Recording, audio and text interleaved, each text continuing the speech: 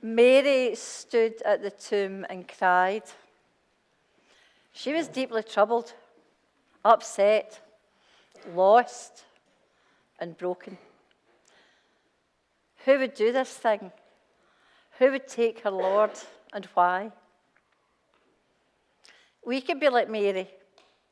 We can look at the empty tomb and not know where Jesus is. We can be deeply troubled by events in our lives or by mistakes that we have made.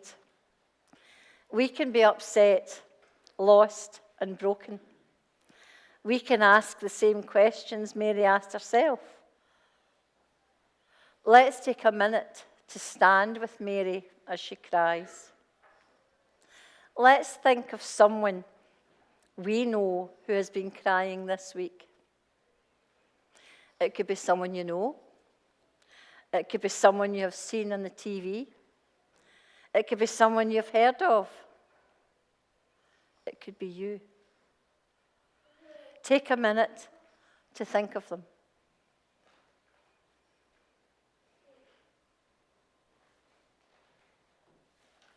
As Mary was crying, she looked back into the tomb. This time it was different. The tomb was no longer empty. It wasn't dark anymore. 2 angels sat where Jesus had lain. They asked Mary, why was she crying? Mary told them about finding the tomb empty that morning. She believes herself to be alone and abandoned. She's heartbroken. And even though Mary feels alone and she's crying, Jesus is still with her. Let's take a bit of time to tell God about the person we are thinking of and why they are crying.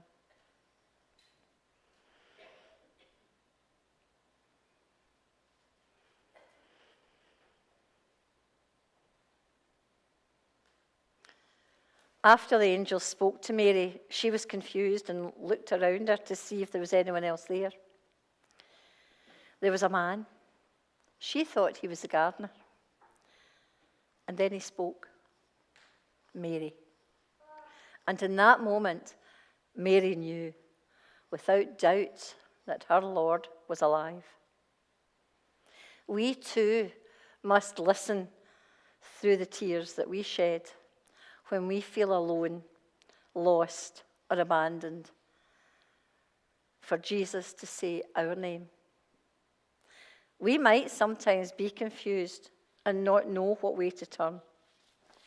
We might look for the Lord and not recognize him until he speaks our name. Let's remember all who are crying today, wherever they are, whoever they are, and why they are crying. Let's sit for a moment and ask Jesus to say their name.